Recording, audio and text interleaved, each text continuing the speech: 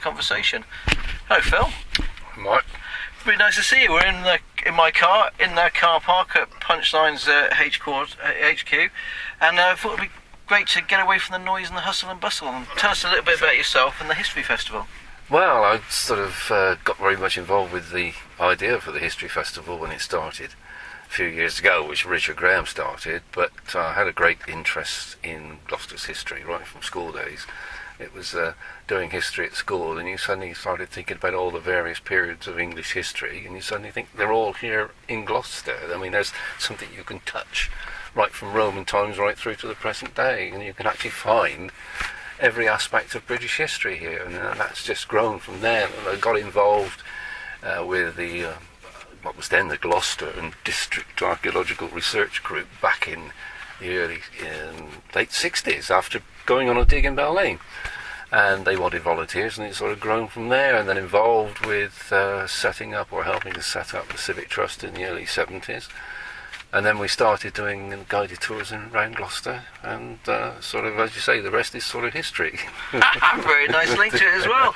The trouble with Gloucester and the people of Gloucester, if you don't mind me saying, really, is that, or not the trouble with them, is that so many people don't really realise how much is actually on our doorstep. That's right. I mean, it's absolutely incredible when you look around. We've got 2,000 years of history readily available here, and okay, there have been changes over the years, but there's still so much here. A lot of it, unfortunately, is hidden away behind the various fronts of various buildings.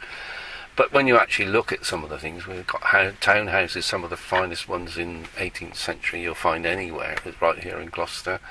And also many other aspects. We've got all the wonderful parish churches here, I mean, the actual medieval craftsman's art. Well, of course, apart from the cathedral, of course.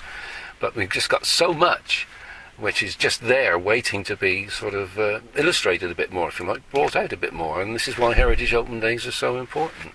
When we go on long car journeys, myself and my family, we do the sort of top five. So we do the top five. What is your top five musical albums? What's your top five films? All the rest of it. So what's your top five buildings and historical monuments or in Gloucester? What would you say those were if you could count them down? Well, I think naturally you start with the cathedral, of course. I mean, that's just there. It is the sort of single most sort of heritage site in Gloucester. But you then go round, and then places like Blackfriars Priory. I mean, you've got that, which is the best, medieval Dominican priory in Great Britain. That's an absolute wonderful bonus for us here in Gloucester. But then again, you go in, you've got the docks, and you see all the warehouses, and they're all built really because of the repeal of the corn laws, the free import and export of corn, and that's why they're there. But I always remember doing that at school. We did the boring old corn laws, but nobody actually mentioned that's why all the warehouses are in the Gloucester docks. Right. They sort of discovered that later.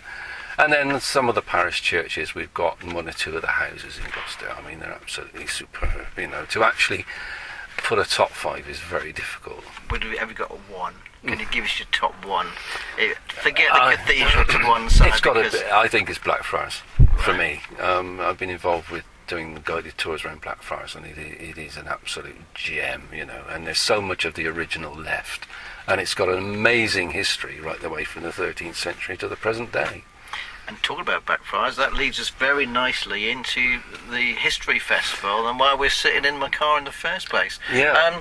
Tell us a little bit about the History Festival and some of the events that are going on. Well, the History Festival, I mean, it started about 7 years ago in a fairly smallish way. As I say, it was the sort of brainchild of Richard Graham, but then he roped a few of us who were sympathetic to his on board.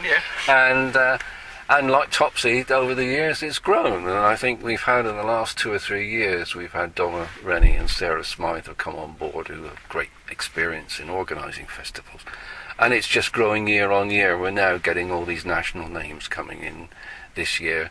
Well, we had last year, but this year particularly, and it's growing. It's becoming noted as a major history festival in the country. So let's have a look at some of those top names. Who have we actually got on the sort of on the A list, shall we say, and then going through to some of the others? Yeah, well, obviously I've got to mention Yanina Ramirez.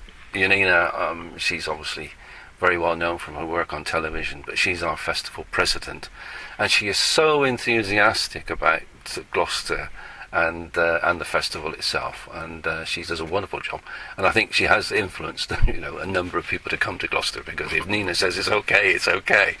And so she's coming and doing 2 or 3 talks, and we've got Tony Robinson coming, of course.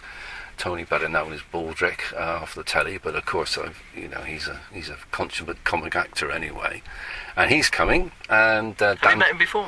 Yeah, I met Tony very briefly about 5 or 6 years ago, because I actually worked on one of the Time Team digs, and I met Tony it was a dig near Northleach, and so I met Tony then, and then realised what a character was, and I was a very knowledgeable person about history and archaeology, so we're looking forward to seeing him here.